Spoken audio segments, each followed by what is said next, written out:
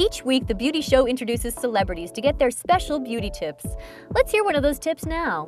Any sort of tips you might have picked up from being around all these makeup people that you may have worked into your own regime? Yeah.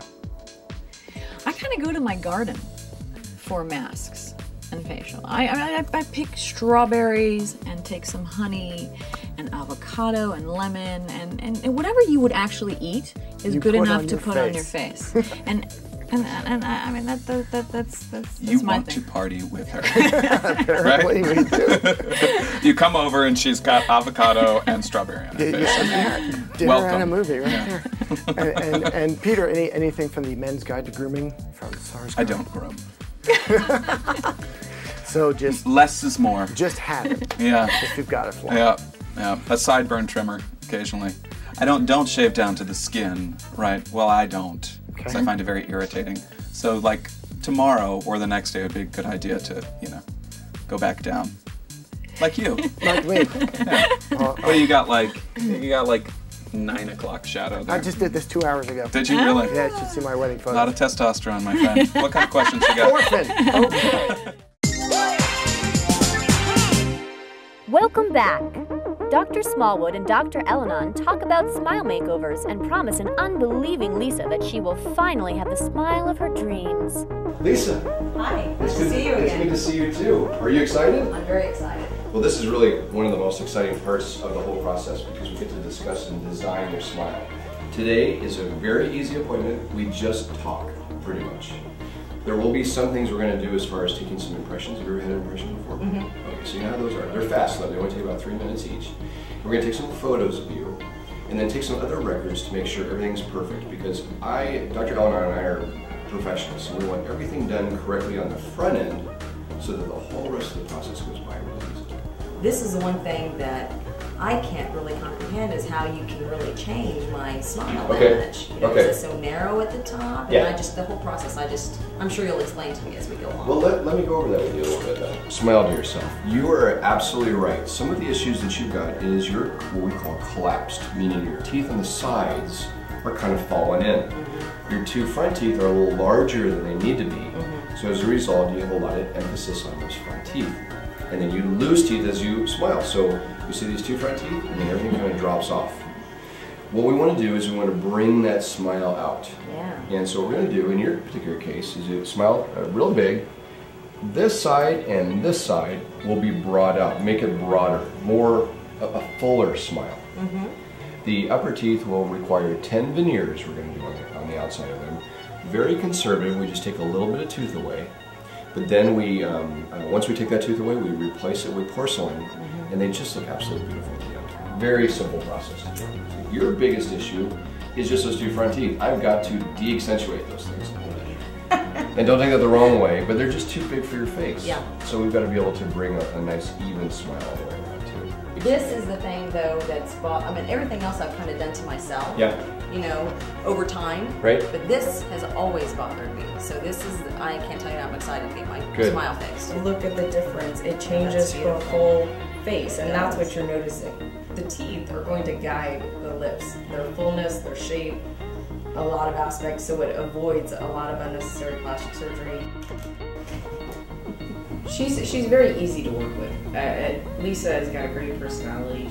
She's very motivated, and you can tell she wants this very badly, and that's, I think, the most important factor that we look at because it determines whether they're a good patient or not. When you look at a patient, I think there are several factors you have to look at. One is how complex their particular case is, how rotated their teeth are, how crooked their spaces. But then you also have to look at the patient's personality. You have to look at the fact that is this a patient that's going to be able to have a realistic expectation? And are they going to be excited at the opportunity of making some changes? In such a short period of time to have my smile that's bothered me for so long to be finally fixed, I just can't believe it basically until I see it. So I'm real excited about that. To begin her in-home exercise plan, Lisa discusses the challenges of weight loss with Jacky Burke, her personal trainer. A post-gastric bypass patient, Lisa is no stranger to the hard work and motivation required to maintain a smaller body. Okay, so you've already lost a bunch of weight already.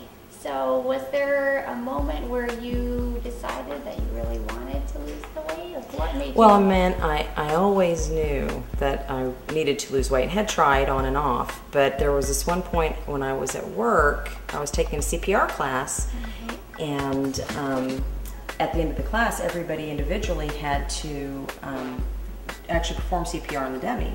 And I couldn't bend over far enough to do my demonstration on the dummy for CPR, and in front of all those people that I work with and stuff. It was really, well, it was embarrassing, and then I knew, then that I really, needed to do something about that. That was kind of embarrassing. Oh my gosh. Yeah. Over the next few months, I don't think that you need to be eating cardboard, anything like that. Don't starving yourself. I'll teach you how to eat healthy foods that taste good. And hopefully you'll do that. And again, hopefully your family will also be on board about that. I haven't really met them yet, but I'm hoping that your family is going to support you. Me through too, this. yeah. All right, so first we'll get some circumference measurement.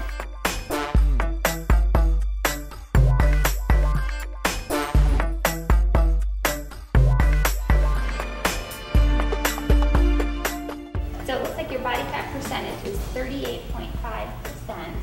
So that is a little bit above the ideal range. So we'll work on getting that down. So ideally women want to be somewhere between 18 and 25%. Like that's a healthy range. Wow. So you have 59.7 pounds of body fat on you. But so that's not a weight loss goal, because then of course if you lost 59.7 pounds of body fat, you'd have none. Right. And again, we do want to have some body fat between 18 and 25%.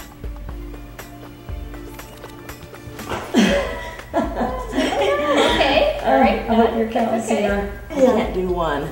Let's go ahead and try a modified version of a push-up. Yeah. All right, modified. Here we go. Doesn't sound hard, but it is. Okay, offensive turn, hold it. Not so good. That's hard to do. So Lisa wants to lose about 30 pounds of body fat, tone up her, a few areas, especially the female problem areas, the typical areas that women run into trouble. So around their middle thighs, inner and outer thighs, this part under here. And then I also want to work with Lisa and her family about nutrition. So they've been falling into the fast food trap, where Lisa works long hours, her husband works long hours, they come home at night, they're tired, it's already late, so they end up getting fast food a lot. And of course that's not helping their health, and it's not helping their waistlines either. So I want to show them some healthier options that are still quick, that they can still do quickly, even after a long day of work. When we come back from the break, Barb's dentist explains what it will take to make over her smile. Then we learn how her plastic surgeon intends to make her face more youthful and take inches off her waist.